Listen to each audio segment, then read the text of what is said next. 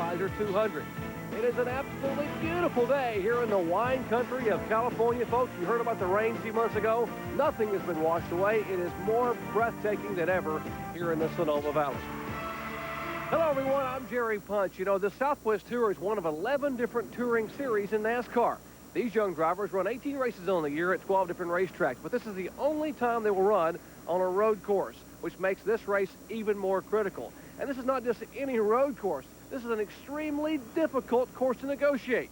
Right, Ned Jarrett? You're right, Jerry. This is one of the toughest courses they run on. There are 12 distinct turns here, which leaves very little room for error. And it's only fitting that they would run on a tough racetrack this weekend in front of the NASCAR Winston Cup drivers and teams. Maybe they can make an impression if they do well that someday might help to move them into another division of NASCAR. Now, I'm in turn 7, which is one of the few places on this racetrack that you can pass on, but it also is one of the toughest turns on this racetrack. We see a lot of action here. They come in here at a high rate of speed, have to gear down into second gear, and then try to get a good run off of here to go through the high-speed S turns. And then at the end of those S turns is Benny Parsons, which is one of the slowest places on the racetrack. But, Benny, that doesn't mean it's easy. Turn 11, the absolute slowest part of the racetrack, Ned, you're right. About 35 miles per hour through this corner. But as slow as it is, that doesn't mean it's not important. How well you get through this corner really means how well you're going to get around the racetrack. And one guy, our pole sitter, Ron Hornaday, gets around this corner very, very well. One reason that Ron Hornaday is now the driver on the NASCAR Super Truck by Craftsman Series, one of NASCAR's newest touring series, in Dale Earnhardt's Chevy truck. And he not only is driving Earnhardt's truck, he is leading that series. One of the reasons is how well he's been able to get around this racetrack over the years and impress Dale Earnhardt. John Kernan. Another driver in today's field looking to impress someone and maybe move up to the Super Truck Series in the next couple of years. Start 6. That's Jimmy Englebright. Brand new car, brand new motor. This is his 3rd trip here. It says 3rd time's a charm. Recall last year, he was the guy who flipped over, landed upside down on his top. He says today just could be his day. Well, Kyle Petty joins me on pit road today. And Kyle, at Darlington, you wanted to put Bass in there. It was Carp at Bristol. What about Sears Point? Well, it's just like you guys have been talking about. This is one of the toughest racetracks on the circuit for us or the Southwest Tour. It doesn't make any difference. I don't really have to worry about this racetrack. Eventually, it's going to fall off in the ocean and be with the sharks and the seals and everything else. You don't have to worry about putting anything in Sears Point. But it is a tough racetrack, just like I said. And it's because of the changes. You go uphill, you go downhill, there's blind corners. It's going to be tough on these guys. And if you can impress a Winston Cup guy here, this is going to be the place they impress them, Jerry. Indeed, Kyle. Let's hope it doesn't fall off for a little while. We've got a great starting lineup here. 42 cars, a Suzuki starting grid. Take a look. Ron Hornaday, his 17th career pole, will lead the charge. Hooper is a factor there. Up front, there are 4 different winners. John Pock starting in 10th spot, a 3-time winner at this racetrack. Looking at the top 15. Back 16, there is a couple of strong road racers. Ron Esau starting in 16th spot. Flying Brian Germoni, former Rookie of the Year, starts 21st. And that Cope, that number 19, that is Ernie Cope. That is Derek Cope's 25-year-old cousin. Last year, what an exciting race we had. We had one driver, Craig Rodman, driving the car number 2, had to build an engine in the pits overnight, started 42nd on the field shotgun, and what a day he had. On the final lap, he was running 2nd, Ned Jarrett, and ran out of gas and coasted home in 5th place. And so today, he will carry an in-car camera and a radio. Let's talk with him, Ned. Okay, as he gets ready for the start of this race. Craig, this is Ned Jarrett. Do you read me? Yes. Okay, you got one more lap. You're ready to get the green flag. How are things looking for you? Who's that? I didn't hear that. Okay, Craig, this is Ned Jarrett again. How are things looking for you today?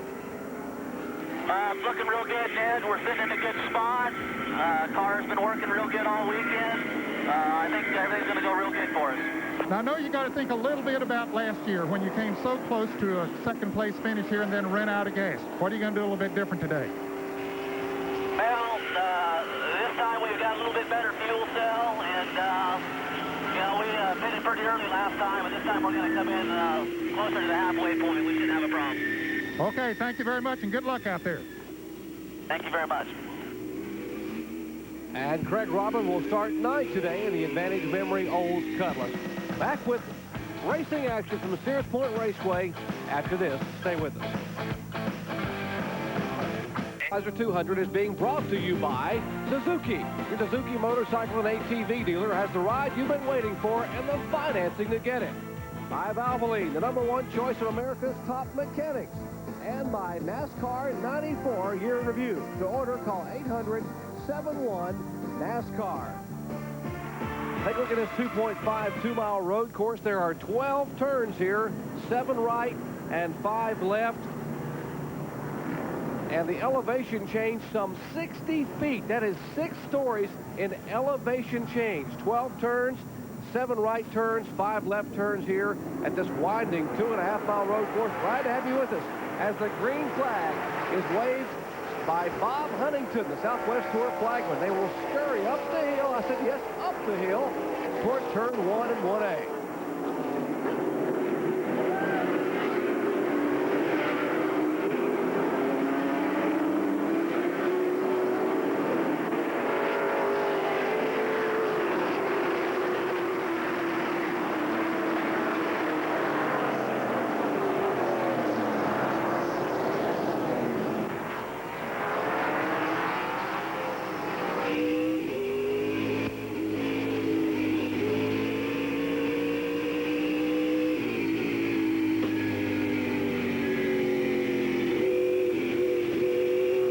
Coming out of turn 6, Ron Hornaday with the lead.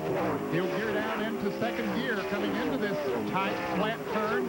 Try to get himself positioned to get off of here with a good bite, and he does that.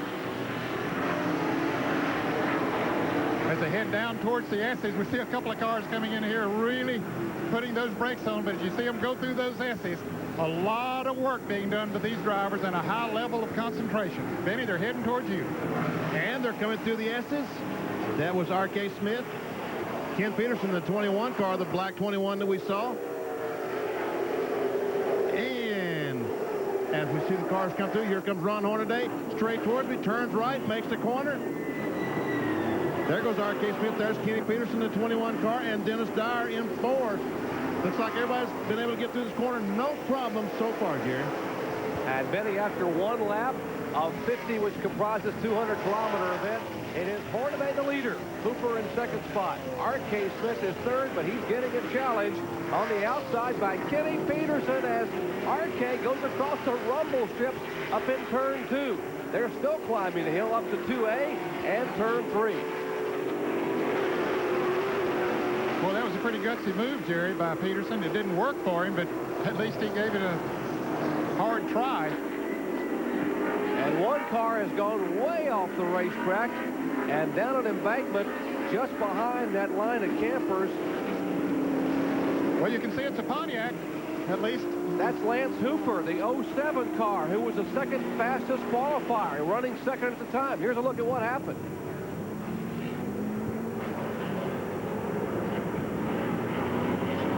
Wow, it just noses off of there into the grass, gets up on the right side just a little bit, heads towards that motorhome.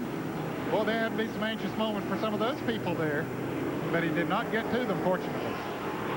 Well, there's a bank there that he was actually going down a hill. Those motorhomes are up overlooking there, and Lance Hooper trying to get the car fired, but unfortunately, he's going to be a long time down in that little ravine there at Sears Point. We told you how tough the race course was, Benny. It is extremely difficult here at Sears Point. Hey, Jerry, if he gets the thing started, where's he going? There's no way that race car is going to climb that hill. He's going to have to wait until the race is over and a wrecker pull him out of that hole. That's unbelievable how far down in there he went. And we can see the distance now that Hornaday has been able to put on R.K. Smith and Ken Peterson. There's Peterson, the car number 21. He is in third spot. There's Hornaday. Now, he's gone by about 4.5 seconds, and here comes the 87 and 21 second and third place cars of Smith and Peterson. Let's check in the pits with John Kernan. John? Jerry, I just talked to Lance Hooper's crew chief, Mike Sturr. He tells me that over the radio he has talked with Lance, and Lance doesn't know if something might have broken on the car or if he just hung a wheel off. But at any rate, Lance cannot get his car out of there, so their day is done. He says they won't be able to get the car back here to the pits. It'll have to stay out there. And a tough break, John. He was second in the point standings, just 12 points behind M.K. Kankes. That'll hurt him in his quest for a Southwest Tour championship.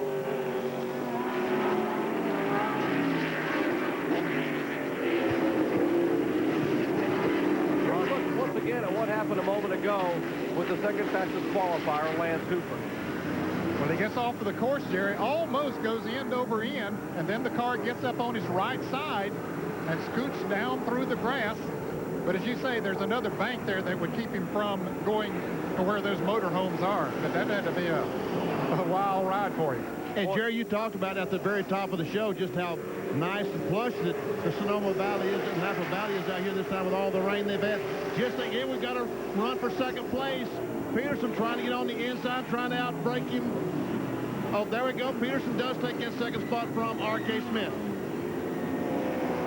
So a change for second position. Former winner here, Kenny Peterson, 88 Rookie of the Year, 1991 winner here. As we get a little smoke coming out of the car number 10, that is Vic Wright. That's a car he has rented from Ron Hornaday. And he will head toward the pits. And also here is John Cox, a three-time winner at Sears Point. The only driver to win this race more than once. He brings the Save Mart car down pit road for an unscheduled stop. Jerry, he slowed going into turn 6 a moment ago, and he did, of course, get it back to the pits. So I don't know what the problem is. We see them jack it up on the left side. Let's go to the pits and Kyle Petty on the 17 car. We see John Kernan in the pits there of the 6. John, go ahead. John Cox is in. They got under it. Look what's happened, and you see this happen quite often here. The car got stuck in one gear, probably in second or third gear, so they had to get under, unstick it, and they send Cox back out onto the racetrack. Let's go down to Kyle Petty. That's the same problem that happened to the 17 car of Randy Olson. You talk about how tough this racetrack is. Not only it's so tough, you've got to change gears. It's not like the ovals that we usually run. These guys are snatching and jerking and braking at the same time. Sometimes it gets hung in between second and third, sometimes between third and fourth. He might have cracked the shaft on his transmission. That could be one of the reasons of the sleeping there. I'll tell you what, this guy's fuel mileage is not going to be very good because, look, the seal on the disconnect, quick disconnect is bad, and as he goes around those left right-handers, all the fuel is going out of the car. And we see that a lot of times here on this road course. Well, we're in the early laps here at Sears Point International Raceway with exciting Southwest Tour action, the Budweiser 200. Back with more after this. In Speed World coverage of the Featherlite Southwest Tour Budweiser 200. Another car off the track, that is Doug Reno out of Canoga Park, California, the Great American Plumbing Chevrolet. He does a little off-road excursion there. And he backs his car down away from the racetrack. Apparently, he's got a problem, so a lot of problems for cars early on here at Sears Point. Here's what happened a moment ago to Reno. We can see he's coming along. The car seems to be fine. He goes in the corner, but he just cannot get the car stopped. It's like the brakes went away or something. Could not get the car stopped off in the grass, and he really goes for a ride up the hill. Man, now he is back on the racetrack trying to get back to the pit area at least. It looks like Hornaday is being challenged by Peterson. That's Hornaday, the white car right there, the 97. And right behind the black car is Kenny Peterson, number 21. Yeah, he's definitely gaining, Benny, and he's heading right into your area. And I think he's picking up a good bit of time when he comes through those S's and also when he comes into your turn there at 11. Let's watch it. All right, here comes the leader, Hornaday, by a slow car, brakes hard. Right-hander, here comes Peterson as well. It looks like you're right, Ned. He might have gained a car length or two through turn 11 that time. Now they'll make the left-hander for turn 12 to the start-finish line.